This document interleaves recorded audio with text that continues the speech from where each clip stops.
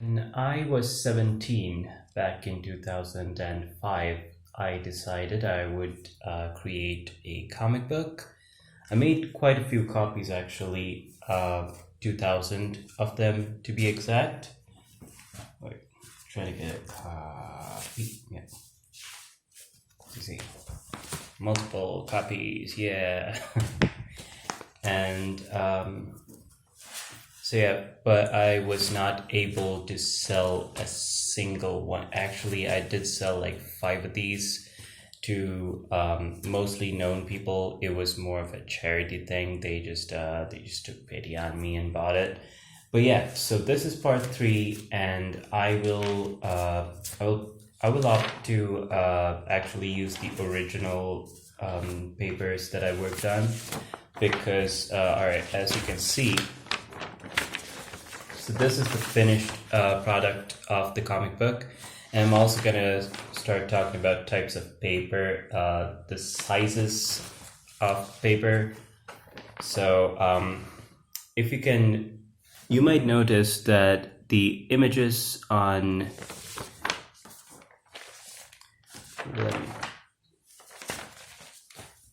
well, this is awkward. Give me a moment, bear with me. Yeah, so I actually did have the right stuff there.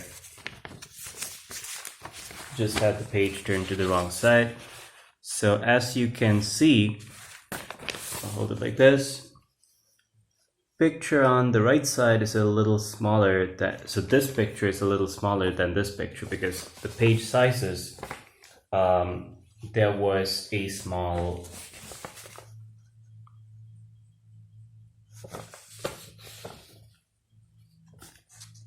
right. So this is this, and this is this, right? How's this? Am I holding it? Oh, right. That was totally. So yeah, this is how it's supposed to look. And the reason why one side is smaller is because they left a little margin on top here for the numbering and stuff. So the entire page itself, I think they're equal in size. Yeah, that looks roughly equal in size. No, this is still, see this one comes out this way. So the paper I drew on is a little larger, and I didn't take that into account. That was one of the mistakes I made. So let's talk about the process of making something actually happen in real life. The comic itself is printed on two different types of paper. This one is a little thicker. They measure it in grams per square inch, grams per square meter, GSM. So yeah, this one's 60 or less, and this one's 70 or 80. It does have like the person who printed it, the person who helped me get this out, advised that I should draw colors only on the white paper and not on this one because that's why everything's left black and white. But also, as discussed in the previous video, that allows me to maintain neutrality when it comes to ethnicities, race. There's no racism in a black and white comic book, you know what I mean? So yeah, let's get on to the story now. In the last one, you see our hero, he was going through an existential crisis. He actually commits a couple kills as well. He's killing his friend over here. So the first person this guy kills is actually a random night watchman at the cemetery that he wakes up at the graveyard. So the security guard shines a torch in his eyes, and I mean, he woke up in a graveyard. His friends left him for dead, and he didn't know what was going on anymore. So this guy just lashes out, and the pictures are a little clearer in this because it's white on black, and then there's a room. So he's out for vengeance. What he does is hunts for a lamprey, which is the creature, the Venom in my Spider-Man book. So this guy's the Eddie Brock of my story, and this guy's the Peter Parker. So he uses his powers to crawl through the window, set a trap on his ceiling fan, and this guy wakes up to the sensation of a lamprey sucking on his chest, which is not actually, so I've heard, I've never seen a lamprey in real life, but I've heard that when a lamprey, a parasitic fish, when it feeds on other fish, sometimes it swallows internal organs whole. Now, obviously, he's got a rib cage and he's much bigger than normal fish, so the lamprey can't swallow its heart directly out of the human being. But so this is basically like, he's got something on him, he's bleeding, he's not comfortable with it, but he's a big tough guy, so he just wakes up and he's like, what the hell, man, people aren't even letting me sleep. And then this trap falls onto his chest, killing the animal and infusing this guy with the blood of the animal, because 2 episodes, I've done 2 clips previously, so if you want the rest of the story, you're gonna have to go through those. I'm not gonna put in much time in this video about I've already talked about. I tried doing that in the second clip and it was just a waste of time. So I'm just gonna go through what happens after that. Now, just like in the Spider-Man movie, in 2002's what was it called? In 2002's Tobey Maguire, Sam Raimi movie, many of the pictures in this, it comes from that story. Him waking up in the graveyard. That was, as explained earlier, similar to Peter's fever-induced traumatic nightmare featuring a spider. And Uncle Ben, right. So I consider myself a big fan of Spider-Man. I've seen the cartoons, but it wasn't actually until I watched the Marvel movie in 2002, the Sony movie in 2002, that I realized in the origin story, he lets a bad guy get away, and that bad guy ends up shooting Uncle Ben. And so you kind of wonder, is he a completely good guy? Like, I think Stan Lee's idea right then and there was like, he's taken elements from Superman and elements from Batman and maybe a little bit from The Flash. And he's created this teenage superhero who's going through high school and eventually university, and he's selling photos to, pay rent or help pay rent.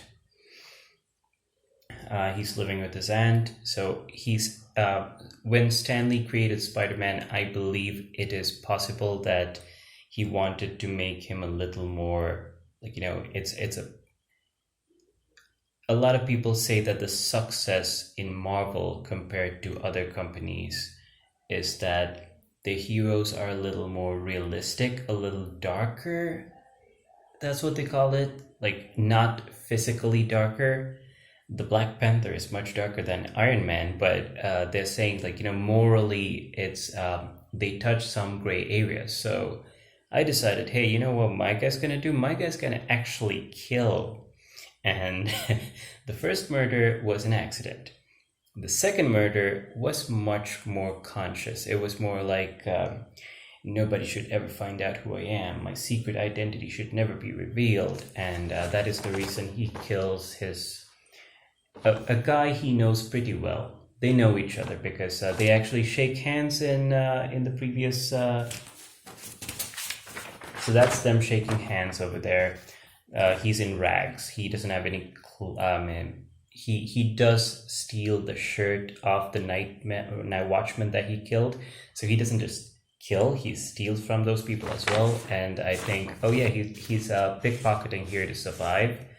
And he gets some gear because, it's hard to sustain his now moist skin because he's he's turning into this frog creature, so he needs something to keep the moisture in, and he borrows a diving suit, which is basically the costume of the superhero. So this whole getup that he has, it's tied to a murder. Right over here, he kills the dude, and then he does some research. He looks for the perfect animal to get. So now he's out for vengeance over here. So murder, straight up murder, no second thoughts. And these are more impulsive. Like, he doesn't even think these through. He's going through a bit of, like, you know, identity crisis, and I think it's a little. I think there's no excuse for this stuff, consequentially.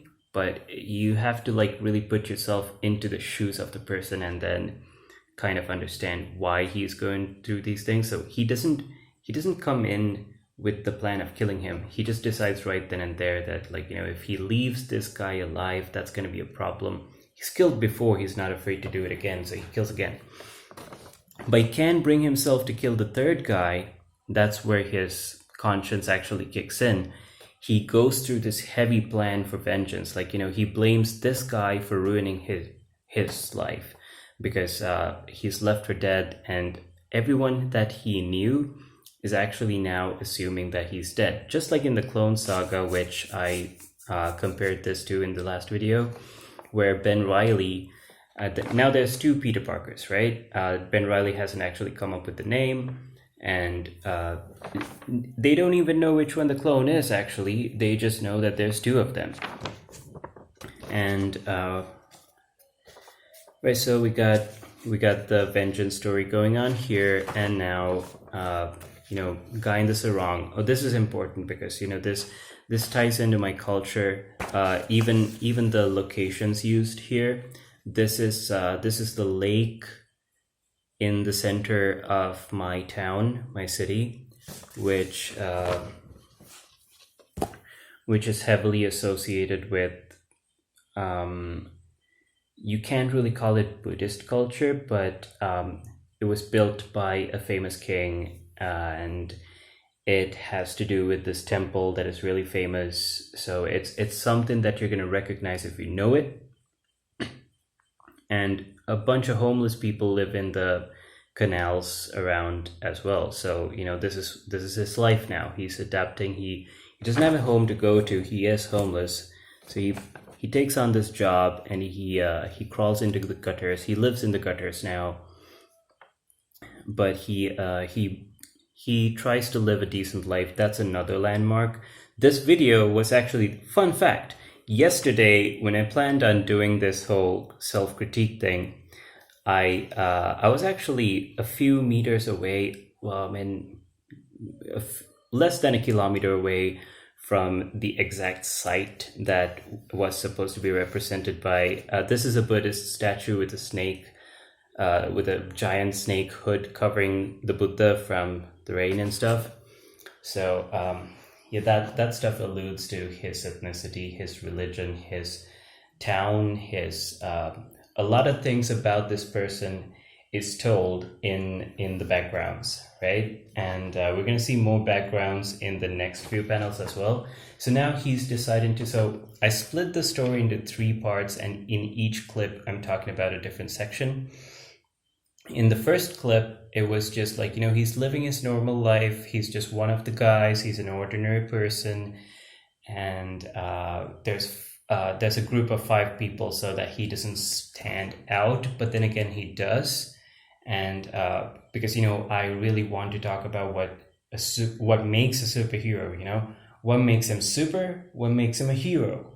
He's got powers, and what he decides to do with those powers, that's what makes him a hero. Because at first, you look at the complete opposite of that. He does villainous stuff. He does acts of evil.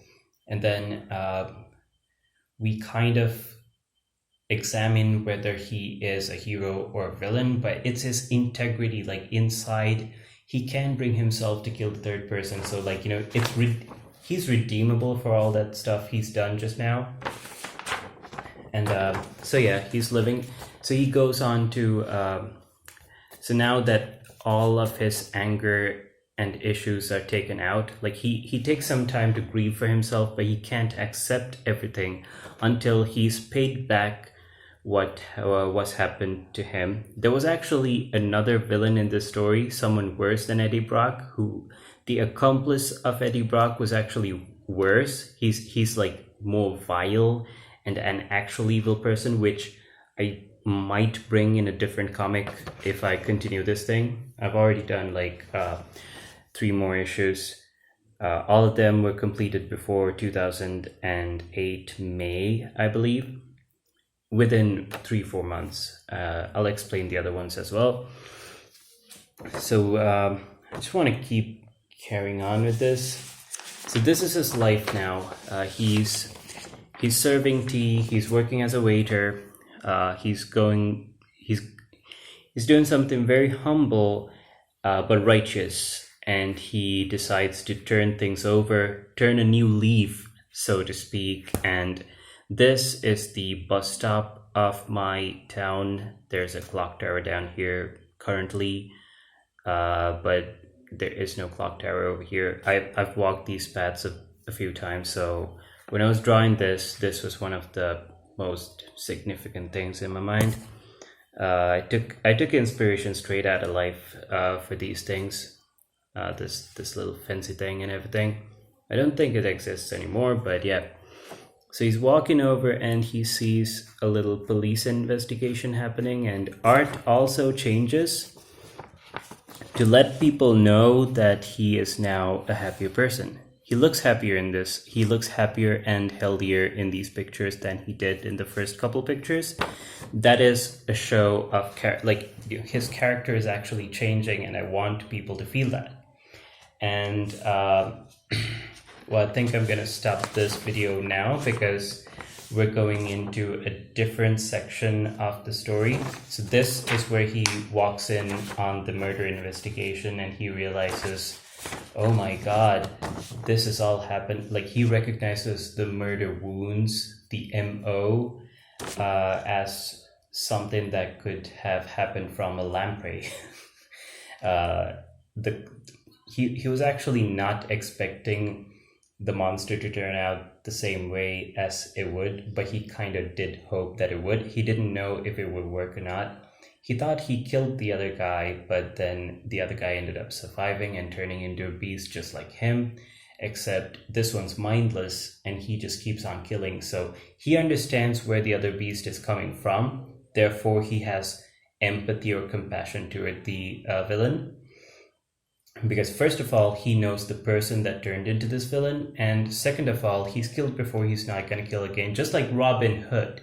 Robin Hood initially did kill a person, and according to one of the classic stories, he tells his merry men that we're never going to kill again, it's just bad, you know? So actually through murder, he realizes that murder is bad. Like, you got to make a mistake once to understand how bad it is. So it's easy for us to objectively judge a person for doing something that we haven't done because we have the moral high ground. But this guy, what makes him a hero is he's trudged through the dirt and now he's risen up. The ability to come out of it, that's what I see as moral superiority or whatever. And he gears up for a fight over here. So I'm just going to cover the last bit of the gearing up. And I'm going to go to the fight in the next clip. And a lot of action, dude. I promise you guys. This is going to be so cool. And this is like the Nightcrawler crawling out of the gutters. You know, it's raining. Howling winds and rain, and you know, the thing crawls into town and all that. I had no idea what the song was when I drew this, but yeah, that's pretty much it.